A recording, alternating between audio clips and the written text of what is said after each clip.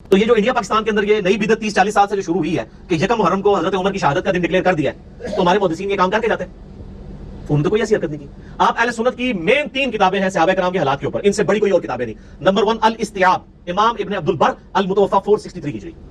Number 2 ہے اسود الغابہ، امام ابن اسیر رحمہ اللہ تعالی المتوفی 630 ہجری۔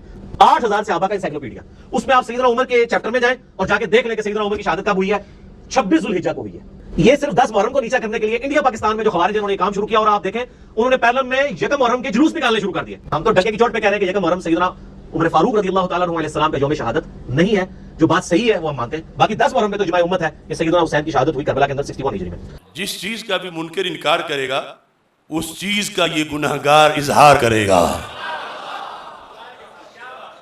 آج تاریخی طور پر عمر رضی اللہ تعالی عنہ کے یوم شہادت، یعنی جب ان کا وصال ہوا، جب ان کی وفات ہوئی، اس کے لحاظ سے یکم محرم الحرام پر اس وقت 10 محرم کی نسبت سے صرف 10 حوالے پیش کرنا چاہتا ہوں،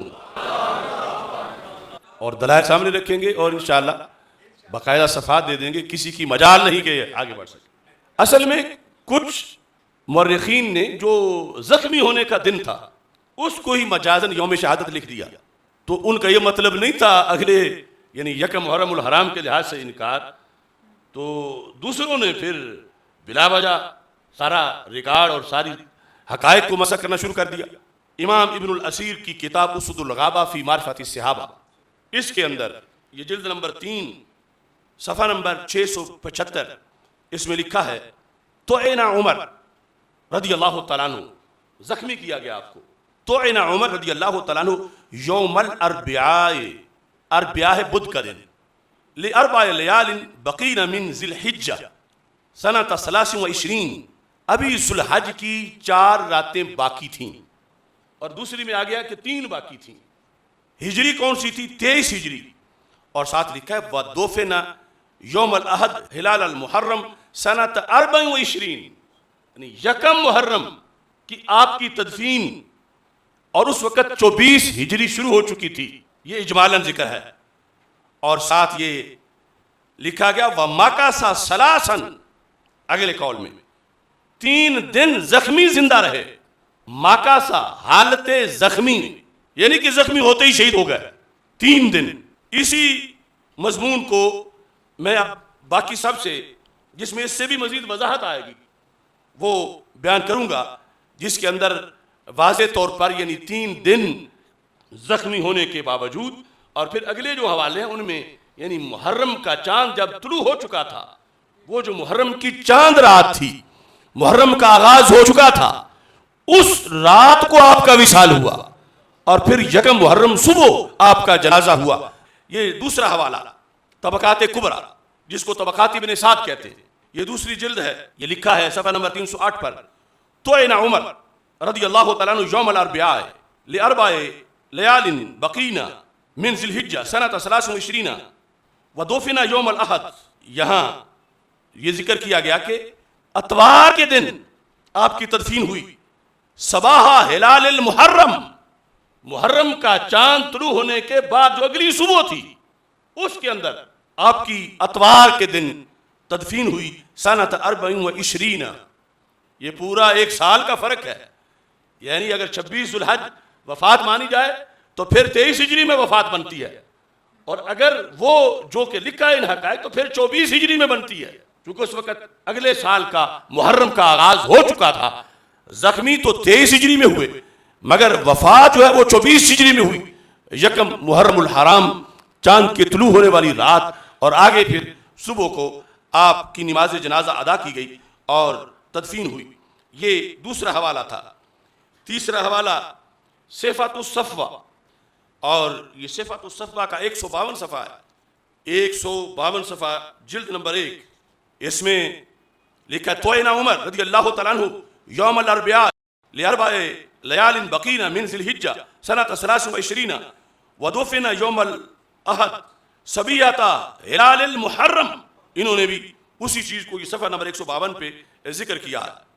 چوتھا حوالہ العقد الفرید، اس کے اندر العقد الفرید کی یہ جلد نمبر 5 ہے، امام احمد بن محمد اندلسی صفحہ نمبر 25 پر کہ جب حضرت عمر رضی اللہ تعالیٰ عنہ زخمی ہو گئے، وَاحْتُمِلَ عُمَرُ إِلَىٰ بَيْتِهِ فَعَاشَ 3 أَيَّامٍ، زخمی ہونے کے بعد بھی 3 دن زندہ رہے. وَمَاتَ ثُمَّ مَاتَ، یہ 25 صفحے پر انہوں نے اس کو ذکر کیا. اس کے بعد نہایت اہم تاریخ ہے جس کو تاریخ طبری کہا جاتا ہے. یہ مصنف کی وفات ہے 310 ہجری. اس کی جلد نمبر 5 میں صفحہ نمبر 54 پر اس چیز کو ذکر کیا گیا ہے.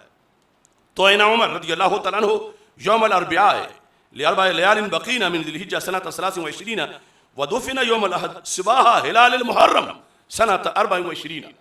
انہوں نے بھی اس محرم کے حوالے سے اور اس موقع پر ابن جریر طبری نے اس کو لکھا، جو بہت بڑے محدث بھی ہیں، مفسر بھی ہیں اور مورخ بھی ہیں. اس کے بعد تاریخ مدینہ دمشق جلد نمبر 44 اور کل جلدیں اس کی 80 ہیں. امام ابن عساکر کی یہ کتاب جو 80 جلدوں پر ہے، اس میں جو جلد نمبر 44 ہے، اب پکی پکائی روٹی کھانا تو آسان ہے، پکانا ذرا مشکل ہے. 80 جلدوں میں سے ایک لائن ڈھونڈنا، یہ جلد نمبر 44 ہے. اور جلد نمبر 44 کے اندر 464 صفحے پر یہ لکھا ہے طعن عمر بن الخطاب رضی اللہ تعالیٰ عنہ یوم الاربعاء، بدھ والے دن آپ زخمی ہوئے. لأربع لیال بقین من ذی الحجہ، 4 راتیں ذو الحج کی اس وقت باقی تھیں. سنۃ 23 ہجری تھی. ودفن یوم الاحد صباح ہلال المحرم سنۃ 24.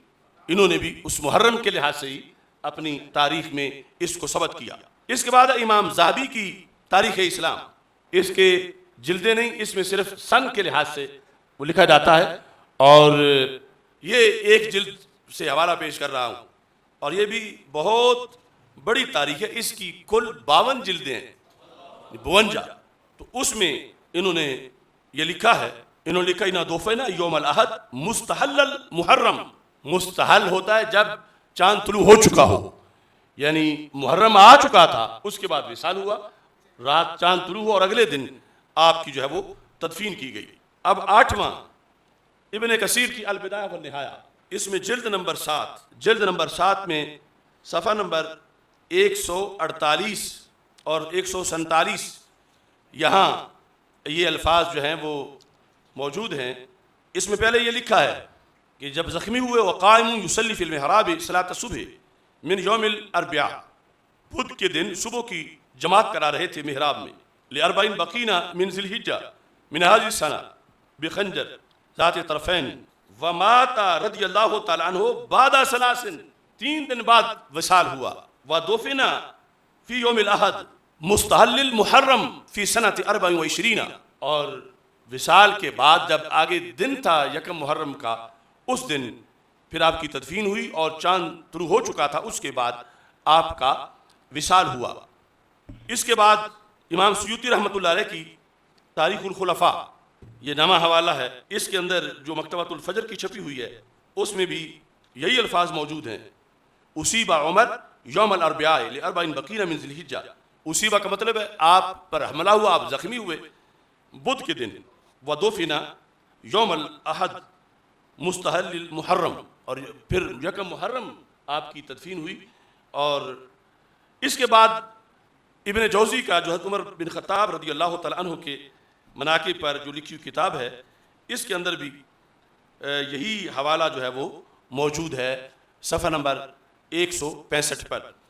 تو یہ کوئی کفر اسلام والی بات نہیں کہ اگر کوئی دوسرا مانے تو کافر ہو جائے گا، لیکن ایک حقیقت یہ ہے، اور یہ ہے کہ جو ذکر کیا گیا دوسرے کا وہ اس بنیاد پر کہ حملہ جو ہے وہ اس دن ہوا تھا، لیکن وصال اس دن نہیں تھا، وصال اس کے بعد ہے.